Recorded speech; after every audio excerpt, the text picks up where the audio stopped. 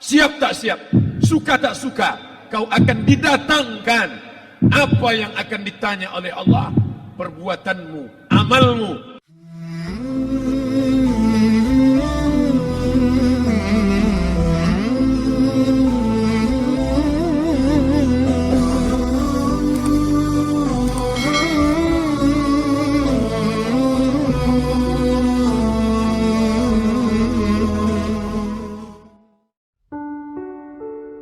Malam ini kita menyadarkan diri kita, terlebih lagi yang berceramah, jangan kau hanya sampai menyampaikan ayat saja. Hai Abdul Somad, apakah kau yang bicara itu hatimu sudah hidup?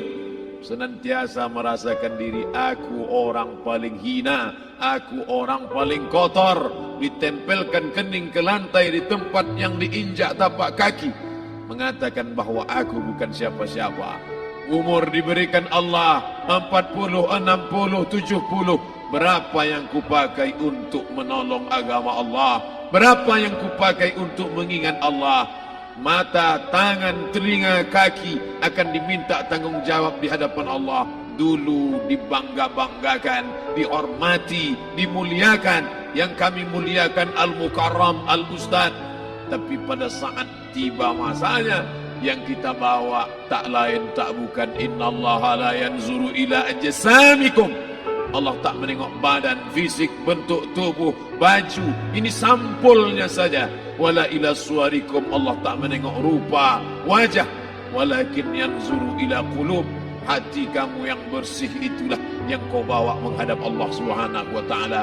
Yauma la yanfa'u malun, harta tak berguna, wala banun, anak tak bisa menolong, harta tak berguna, anak tak mampu menolong, illa man atallah, kecuali orang yang datang menghadap Allah biqalbin salim, dengan hati yang bersih, hati yang tulus, hati yang memercikkan cahaya iman, hati yang bersih dari hasad, busuk hati, sum'ah, riya, takabbur. Itulah yang menolong di hadapan Allah Subhanahu wa taala. Apa kata Imam Ali radhiyallahu an? An-nasu niyam. Semua manusia waktu hidup itu tidur. Bapak tidur, ibu tidur, saya tidur. Semua orang waktu hidup itu tidur. Falamma matu, ketika dia mati, disitulah dia baru terjaga dari tidur panjang. Saat Israel mencabut nyawa, ditarikkannya adalah satu centapan yang kuat. Disitulah kita baru terjaga dari tidur panjang. Betapa aku meninggalkan salat, betapa aku tak berzakat, betapa dulu kekuasaan. Aku lulus umur 30, pensiun 58, 28 tahun, apapun tak pernah kubuat untuk agama. Sibuk membesarkan anak, sibuk mengurus warisan. Anak pun tak ingat dengan kita, karena kita lupa menanamkan pendidikan agama di dalam otak kepalanya. Harta yang banyak tak sempat menolong agama Allah. Anak tunggal sematawayang tak sempat dididik agama. Istri meninggalkan dalam keadaan stres susah hatinya, karena dia tak diajarkan sabar menerima ridha ketetapan takdir Allah. Dan paling celaka, tak pernah anggota tubuh ini dipakai untuk berzikir, muhasabah, mengingat Allah. Tak pernah mata dipakai menengok Quran, kitab suci Allah. Tak pernah dipakai hati merenung sejenak, apa yang akan kubawa mati menghadap Allah Subhanahu wa ta'ala. Abdul Somad dari dalam tanah naik ke atas tanah, ceramah, masuk balik ke dalam tanah. Yang kau bawa apa? Baju koko tinggal, peci tinggal, pakaian kehormatan tinggal. Yang kau bawa kain tidak berjahit, disobek, kerak. Itu yang akan menyampul kulitmu, yang selama ini kau dimandikan, dibersihkan oleh ibumu dulu 60 tahun yang lalu. Sampai masanya kau lupa kapan kau dimandikan dulu.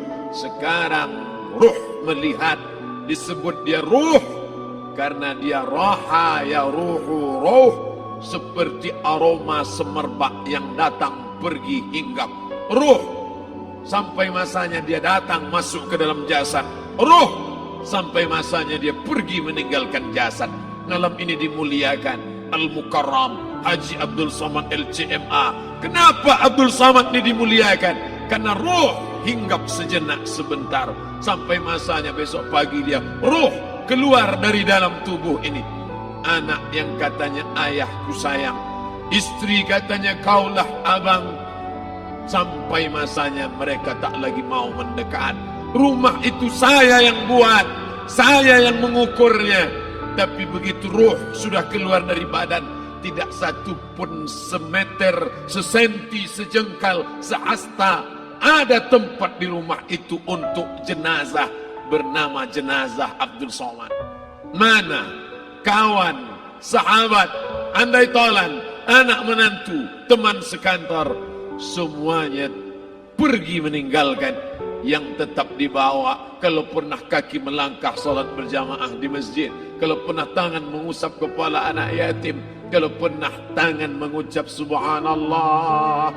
Nanti di akhir tausiah kita akan berzikir, munajat, muhasabah diri, berdoa, mengenang apa yang akan kita bawa menghadap Allah Subhanahu wa taala. Datang malaikat membawa kain kafan dari cahaya, akan menyambut ruh yang mulia. Hadis riwayat Ahmad bin Ambal dalam kitab Al-Musnad, turun malaikat berlomba-lomba membawa kain putih dari cahaya, menunggu ruh akan keluar. Ruh menetes seperti embun di ujung daun. Daun tidak bergoyang, ranting tidak patah. Ruh menetes pelan turun ke dalam kain kafan, dibawa malaikat ke pintu langit. Tak sabar mereka menyambut. Inikah dia yang selama ini berjamaah? Berapa banyak yang masyhur terkenal di bumi, malaikat tak mengenal dia. Ini roh siapa?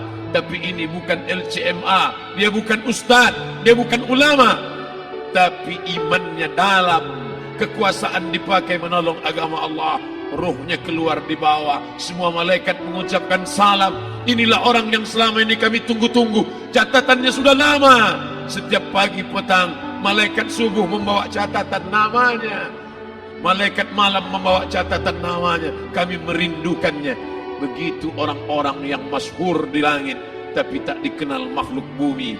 Tapi ada sebaliknya, yang rohnya disentapkan, ditarik malaikat dengan begitu tarikan yang sangat kuat. Nabi bertanya saat Isra Mi'raj kepada mereka yang sudah mati ribuan tahun yang lalu, apa yang kalian rasakan? Yang satu mengatakan seperti tebasan pedang di tempat yang sama beratus kali. Yang satu mengatakan seperti kambing yang dikuliti hidup-hidup. Yang satu mengatakan seperti mata kail pancing ditarik dari kulit yang basah. Maka kita berdoa setiap selesai salat, Allahumma hawwin alaina, ringankan kami ya Allah, fi sakaratil maut, di saat sakaratul maut yang amat sangat menyakitkan itu, di saat malam pertama di tempat yang gelap, di tempat yang tak pernah diimpikan oleh orang, tapi kita tetap melewati dan merasakannya. Perlahan-lahan cacing tanah, ular-ulat kalajengking akan menggerogoti kulit yang selama ini dimandikan, selama ini dipakaikan sampo yang mahal, selama ini dioleskan pelembab yang lembut. Tapi ternyata sebelum roh keluar jasad, setelah keluar, dia hanya akan menjadi santapan cacing tanah, hancur berkeping hari demi hari. Yang pertama kali membusuk adalah mata, karena dia berisi cairan. Cairan ini mengering, busuk dan berlubang. Lalu kemudian usus sebulan di dalam tanah, mulai dia menggelembung masuk angin dan dia meletus pecah. Cacing-cacing tanah mulai datang menggerogoti, memakan. Habis, siap tak siap, suka tak suka, kau akan didatangkan. Apa yang akan ditanya oleh Allah? Perbuatanmu, amalmu. Faman ya'mal mithqala dzarratin khairan yarah. Sebesar biji sawi, sebesar ujung rambut, kau aniaya orang, kau makan titik puluh keringatnya. U'tul ajira ajrahu, berikan upah pekerjamu, gaji tukang panenmu, gaji tukang cuci setrikamu. Kau makan, kau tahan 3 bulan. Dia tak menuntut, dia senyum, dia hanya mampu mengadu kepada Allah. Tapi titik peluhnya yang keringatnya air matanya akan kau balas di hadapan Allah Subhanahu wa taala. Di saat itu tak ada siapa bisa menolong. Hari ini uangmu banyak, kau bayar pengacara handal 1 jam 100 juta, bebas tanpa syarat. Tapi di hadapan Allah semua akan bersaksi. Al-yawma nakhtimu ala, lidah yang selama ini pandai bicara dikunci, ditutup Allah Ta'ala yang akan bicara. Wa tukallimuna aydihim wa tashhadu arjuluhum, kaki akan bersaksi, tangan akan bicara. Bima kanu yaksibun, yang pernah dilakukan di masa yang lalu. Mata melihat seolah-olah nyata perbuatan itu pernah dilakukan dulu. Kita lupa, kita tak ingat. Tapi catatan malaikat terlalu terang benderang. Wa in kullun lamma jami'ul ladaina muhdarun. Catatan dibaca sampai-sampai orang itu tak percaya. Ma li hadzal kitab, kenapa buku catatan saya ini la yughadiru saghiratan, yang kecil-kecil, wala kabiratan, yang besar-besar, ahsaha, semua tercatat dalam buku catatan yang nyata. Dalam surat Al-Isra apa kata Allah? Iqra. Hari ini kalau dikatakan Iqra baca Quran, Iqra baca Yasin, malam Jumat Iqra baca surat Al-Kahfi. Tapi sampai hari itu Yasin tak bermakna, Al-Kahfi tak lagi disuruh baca karena hidup sudah berakhir. Iqra baca. Apa yang kau baca? Kafa binafsika al-yawma 'alaika hasiba. Baca buku catatan amal. Sampulnya dosa, isinya dosa. Catatan kakinya dosa, sampul penutupnya dosa, bibliografinya dosa. Sampai ia pun tidak percaya, kenapa aku hidup hanya dosa saja. Saat itu dia mendengar teriakan azab, saat itu dia menyaksikan pekikan teriakan sakitnya siksa. Rabbana, ya Tuhan kami, farji'na, balikkan lagi kami ke dunia. Rabbana, ya Tuhan kami, absarna, mata kami sudah melihat azab. Wasami'na, telinga kami sudah mendengar sakitnya pekikan, teriakan, jeritan. Farji'na, balikkan lagi kami ke dunia. Na'mal salihan, kami ingin amal saleh, kami ingin bantu masjid, kami ingin sekolahkan anak yatim, kami ingin muliakan fakir miskin, kami ingin bantu panti jompo. Farji'na, balikkan lagi kami dunia. Kami ingin salat tahajud, kami ingin tahiyatul masjid, kami ingin puasa sunat. Saat itu penyesalan tak lagi berguna. Na'mal salihan, kami ingin amal saleh. Andai kau beri kami tenggat waktu ya Allah, laula akhartani, kalau kau beri aku waktu, ila ajalin qarib, aku tak minta hidup 1000 tahun. Ila ajalin qarib, sebentar saja kau hidupkan aku ya Allah. Di situ orang baru tahu apa yang pernah dilakukan dulu, yang di masa lalu. Tak ada cara lain kecuali malam ini kita bertaubat, taubat nasuha, mandi, solat sunat taubat. Ma min muslimin yuznibu dzamban, ada orang silap, khilaf, buat dosa, salah. Siapa yang tak pernah salah? Sedangkan datuk moyang kita Adam pun salah, tapi dia mengetahui, sadar salahnya. Dia berdoa, Rabbana zalamna anfusana, kami sudah menzalimi diri kami. Wa illam taghfir lana, kalau engkau tidak mengampuni kami, wa tarhamna, kalau kau tidak merahmati kami, lanakunanna minal khasirin, kami termasuk orang yang rugi ya Allah. Maka malam ini kita bermunajat kepada Allah, berdoa, mengenang masa lalu, bergelimang dosa, besok tak akan kita ulang. Kita minta ampun kepada Allah Subhanahu wa taala. Astaghfirullahalazim, astaghfirullahalazim, astaghfirullahalazim.